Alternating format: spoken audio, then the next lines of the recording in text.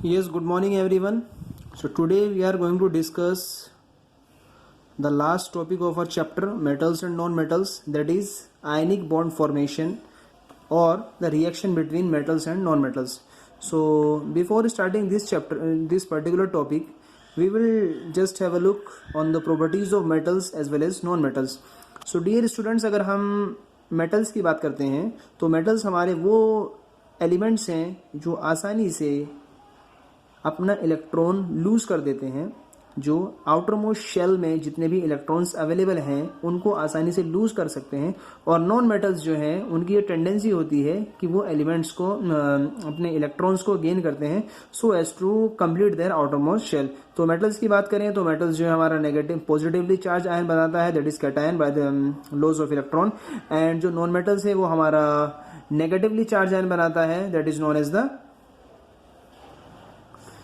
Anion. तो अगर हम मेटल और नॉन मेटल की अगर हम रिएक्शन करा दें, अगर हम किसी एक पर्टिकुलर मेटल की और नॉन मेटल की अगर हम रिएक्शन करा दें तो वहां पे क्या होगा, क्योंकि दोनों जो हमारे पास जो मेटल है वो पॉजिटिवली चार्ज है और जो नॉन मेटल है वो नेगेटिवली चार्ज है, और हमें पता है कि वी नो दैट के सेम चार्जेस और similar charges repel each other and opposite charges attract each other. Opposite charge जो है अपने एक दूसरे को अट्रैक्ट करते हैं बहुत जल्दी, और जो सिमिलर चार्जेस हैं, जो सेम चार्जेस वाले आयंस होते हैं, वो जो है रिपेल करते हैं, एक दूसरे से दूर भागते हैं।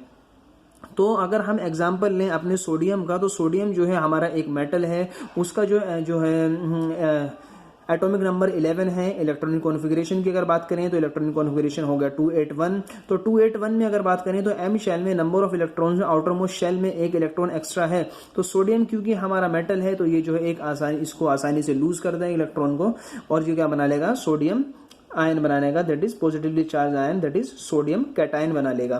फिर इसी के साथ साथ अगर हम बात करते हैं क्लोरीन की, तो क्लोरीन का एटॉमिक नंबर है 17। अगर 17 की बात करें तो इसका इलेक्ट्रॉनिक कॉन्फ़िगरेशन हो जाएगा 287। 287 के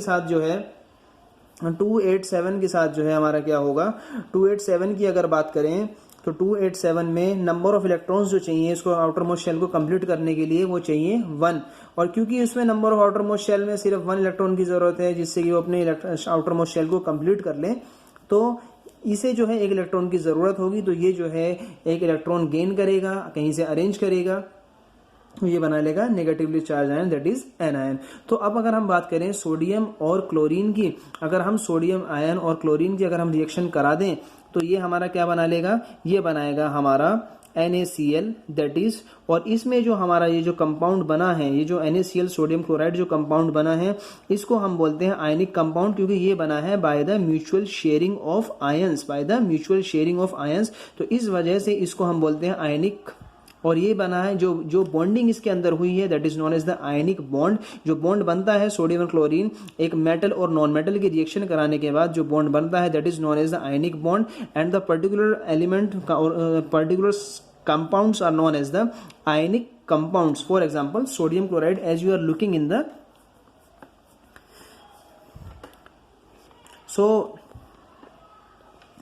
एक बार फिर सुन लीजिए, देखिए अगर हम ये देखें अपना सोडियम है, सोडियम ने 1 इलेक्ट्रॉन लूज किया तो ये सोडियम कैटायन बना लिया। क्लोरीन है, क्लोरीन ने एक एटम को एडजस्ट किया, एक एटम को जो है गेन किया तो इसने क्लोरीन एनायन बनाया, that is positively and negatively charge respectively. अगर हम सोडियम और क्लोरीन की अगर बात करते हैं तो ये जो है हमारा इलेक्ट्रॉन डॉट स्ट्रक्चर, ये जो हम देख रहे हैं ये हमारा इलेक्ट्रॉन डॉट स्ट्रक्चर है। इलेक्ट्रॉन डॉट स्ट्रक्चर जो है आपसे एग्जाम में पूछा जाएगा, मोस्ट इंपॉर्टेंट टॉपिक है इसका, आयनिक बॉन्ड फॉर्मेशन का जो है स्ट्रक्चर भी एज वेल एज इसकी फिजिकल प्रॉपर्टीज।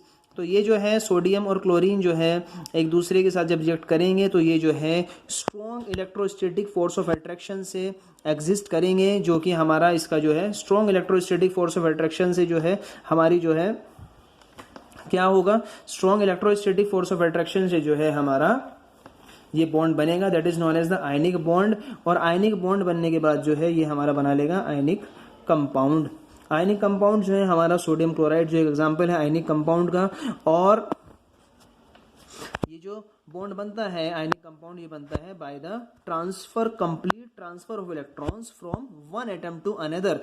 जब भी हमारा कोई भी केमिकल बॉन्ड अगर हम देखें जो कि complete transfer of electrons electron से बन रहा है, एक एटम से दूसरे एटम तक जाने में, तो वो होगा हमारा आयनिक बॉन्ड। और इन कंपाउंड्स को, इन पर्टिकुलर कंपाउंड्स को जो है हम क्या बोलते हैं, इन कंपाउंड्स को बोलते हैं आयनिक कंपाउंड्स। तो दूसरा एग्जांपल आप देख सकते हैं यहाँ पे मैग्नीशियम क्लोराइड का, मैग्नीशियम क्लोराइड, क्योंकि मैग्नीशियम का एटॉमिक नंबर क्या है, ये Mg2 पॉजिटिव, और ये जो है 2 इलेक्ट्रॉन आसानी से लूज कर देगा। लेकिन अगर हम मैग्नीशियम क्लोराइड के फॉर्मूले की बात करें तो मैग्नीशियम क्लोराइड का फॉर्मूला क्या होता है, MgCl2।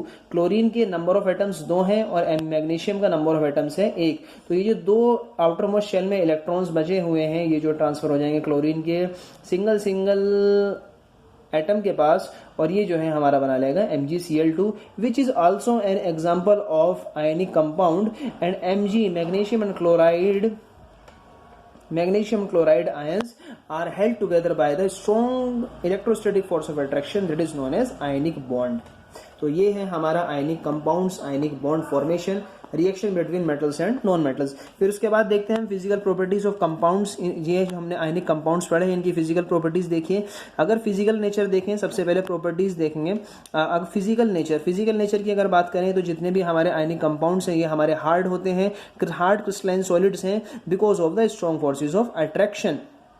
और ये जो है जनरली ब्रिटल भी होते हैं। जब हम इन पे हैमरिंग करते हैं, अगर हम हल्का सा प्रेशर इन पे लगाएंगे तो ये जो है हमारा जो है ब्रेक हो जाएगा छोटे छोटे पीसेस में। मेल्टिंग और बॉइलिंग पॉइंट्स की बात करें तो ये जो है हमारा मेल्टिंग और बॉइलिंग पॉइंट्स जो है इन कंपाउंड्स का, जो मेल्टिंग और बॉइलिंग पॉइंट है वो हाई रहता है, क्योंकि इसमें जो है लार्ज अमाउंट ऑफ एनर्जी चाहिए इनकी स्ट्रॉन्ग इंट्रायनिक अट्रैक्शन को, बॉन्ड फॉर्मेशन को तोड़ने के लिए। सोल्युबिलिटी की अगर बात करें तो सोल्युबिलिटी का क्या होगा, सोल्युबिलिटी जो है ये जितने भी कंपाउंड्स हैं ये वाटर में सोल्यूबल हैं और इनसोल्यूबल होते हैं इनऑर्गेनिक सॉल्वेंट्स में, that is kerosene, diesel, petrol और बेंजीन, ईथर एक्सेट्रा। इन जो अगर पानी में डिजोल्व हो जाएगा, वाटर में सोल्यूबल है, और इनसोल्यूबल है केरोसिन, डीजल और बेंजीन, पेट्रोल एक्सेट्रा में। इसके बाद आता है conduction of electricity. Conduction of electricity की अगर बात करें तो ये जो है इलेक्ट्रिक करंट आसानी से इसमें पास हो जाएगा, बट ये जो पास होगा ये होगा मोल्टन या फिर एक्वस फॉर्म में। एक्वस सॉल्यूशन हम इसको सबसे पहले पानी में मिक्स करेंगे, उसके बाद जो है ये जो इलेक्ट्रोस्टैटिक फोर्स ऑफ अट्रैक्शन जो है वो ओवरकम आ जाएगी because of the formation of ions. हम उसको हीट करेंगे तो हीट करने के बाद जो इलेक्ट्रोस्टैटिक फोर्स ऑफ अट्रैक्शन है वो ओवरकम हो जाएगी, खत्म हो जाएगी, और ये जो है आयंस की फॉर्म में स्प्लिट हो जाएंगे हमारे जो हमारे कंपाउंड जिसे जो पर्टिकुलर एलिमेंट से मिलकर बना हुआ है। तो उसमें क्या होगा, ये जो है आसानी से जो है हमारा इलेक्ट्रिक करंट पास करा देगी in the form of ions. और वी कैन से कि conduction of electricity in ionic compounds is possible if and only if our ionic compounds is present in molten or aqueous form. So dear students, that's all about the reaction between metals and non-metals, that is ionic bond formation. So that's all, and your chapter is also completed here.